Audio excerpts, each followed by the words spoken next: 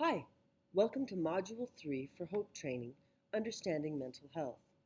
Today our objectives are to enhance the awareness of basic human emotions and the importance of empathy, to understand the basic components and functions of the brain and how they are believed to influence mental health, to learn common mental health disorders and how they are diagnosed, as well as looking at some common methods of treatment, and to understand stigma and how it impacts an individual's ability and willingness to seek help. So first of all, mental health versus physical health. What is the actual difference?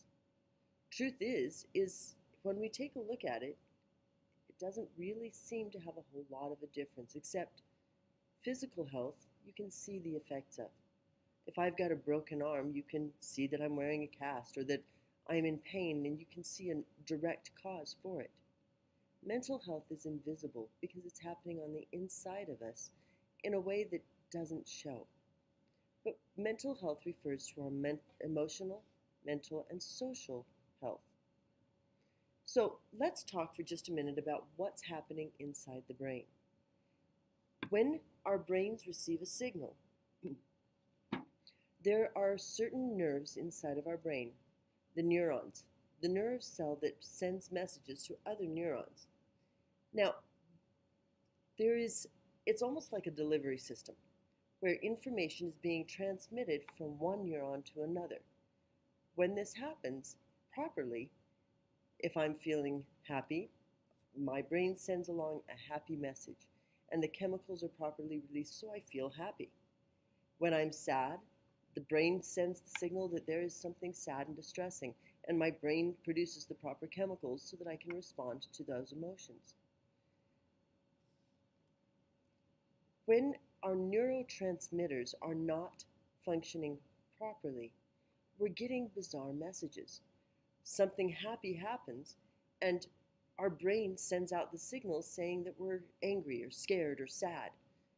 The message gets garbled, and it is that garbled message that leaves us so confused and feeling depressed and angry and unhappy because we can't feel what we're supposed to be feeling, what we know we should be feeling at any given moment in time, because our brain is not sending through the correct message. Now, it's trying, but there are certain chemicals in our brain called neurotransmitters which can literally get messed up. When I was pregnant with my third child, I went through a time period where I was extremely depressed, and my doctor said that it was like the chemicals got gunked up because we can only handle stress for so long, and then we need a break.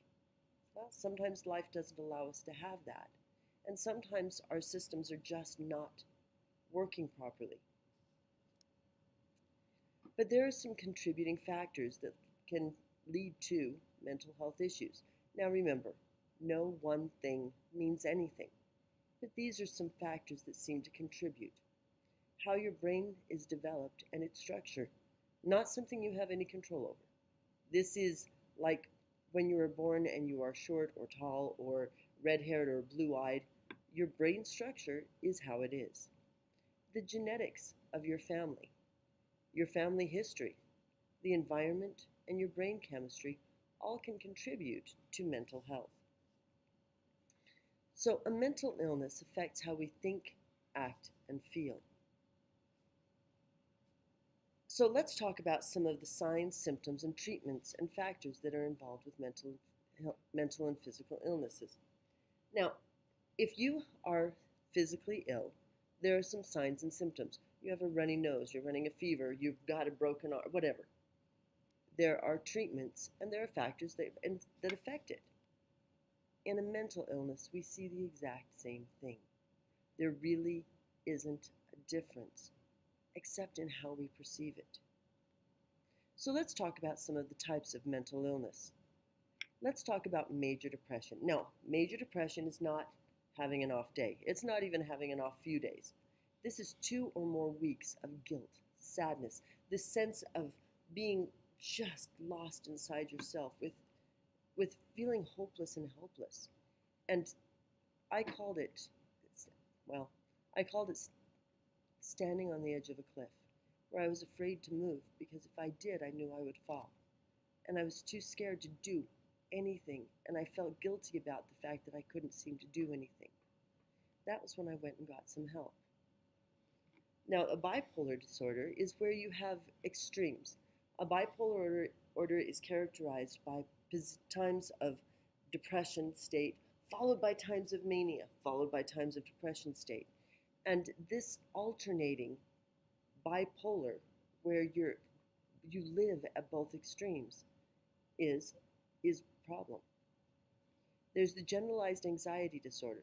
This is where you're just constantly worried and anxious about everything. And this can actually creep up onto people where it just starts by feeling like, oh, you feel a little anxious and upset, but it just doesn't seem to get any better. Remember, if you're feeling this way, or you know somebody who's been feeling it this way for 2 or more weeks, it's time to get some help. Social anxiety disorders. This is where you feel anxious in social situations. Now, there is a normal amount of nervousness involved in social interactions.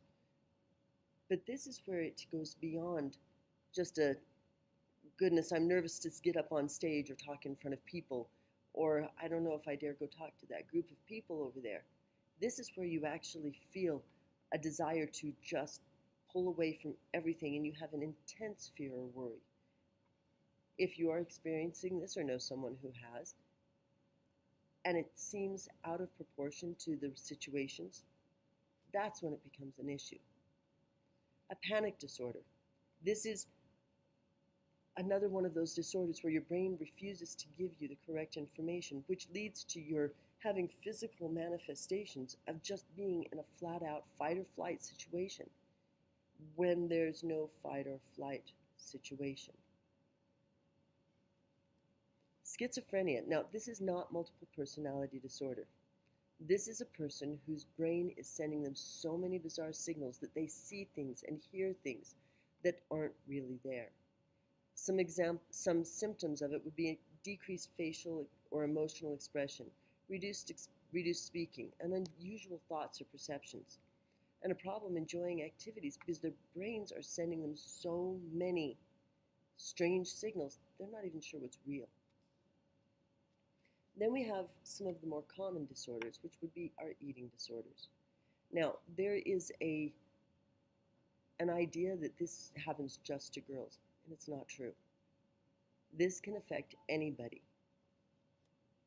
Anorexia nervosa. This is one you've heard about, I am sure, where you are so afraid of gaining weight or obsessed with losing weight that you will restrict your eating to the point of not eating at all. Excessive exercising and complete denial that there's a problem, oftentimes stemming from the fact that when you first started losing weight, you received a lot of compliments. And now your brain says that that is the right and proper thing. And then there's bulimia nervosa, where you binge and then purge and then feel guilty about both, which then leads to further messing with yourself, because it has the idea that who you are is connected to your body image. Then you have the binge eating disorder, where something hurts and you eat and then you feel guilty about eating, but you don't know what to do about it, and so you feel guilty and so you eat, and it becomes a never-ending unhealthy coping style. So how do you treat a mental illness? Well, how do you treat a physical illness? You go see a doctor. You get diagnosed with what the situation is. You receive a treatment plan. You learn about what the situation is and how it can best be addressed. You get support from your friends as you're healing. And occasionally, sometimes you may need medication.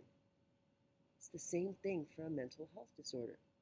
You go see a doctor. The doctor diagnoses what is actually hurting you on the inside.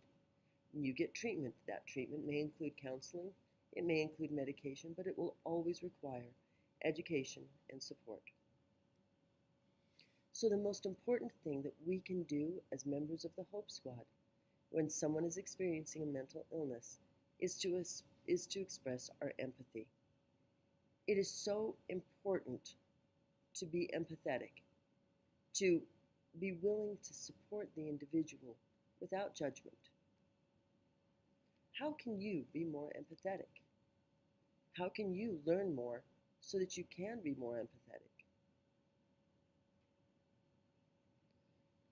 So, one of the first things that we can do is break the stigma. It is so scary for people to express the fact that they are suffering from a mental health disorder. They're afraid that people will treat them different, that they will be treated as though they have got some kind of a contagious disease, that they are now so fragile that nobody will talk to them, or it will simply leave them feeling like they're defective when they're not. That's not what this is about. They're sick. And you don't throw away a friend just because they're sick. You do what you can and make it possible for them to talk about it openly. So there are some very harmful effects of a stigma. Please go ahead and read the ones on the screen. See if you can understand how that might work.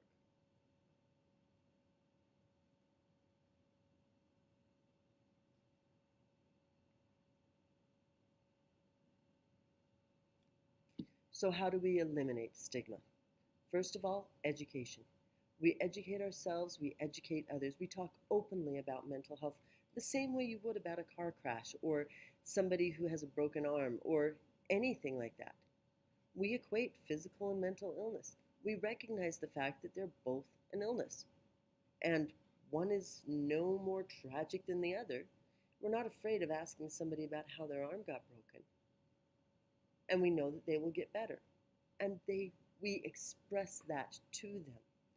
If we do the same thing with mental health, I think it would help a lot. This would be showing empathy and compassion. We always need to see the person and not the illness. Now, 90% of those who die by suicide have a diagnosable mental illness. By stopping the stigma, by allowing people the expression, by showing compassion and empathy, we can actually prevent suicide. When we can openly talk about it and educate, then it opens the pathway for others to receive treatment, which can prevent the possibility of suicide. Thanks for watching.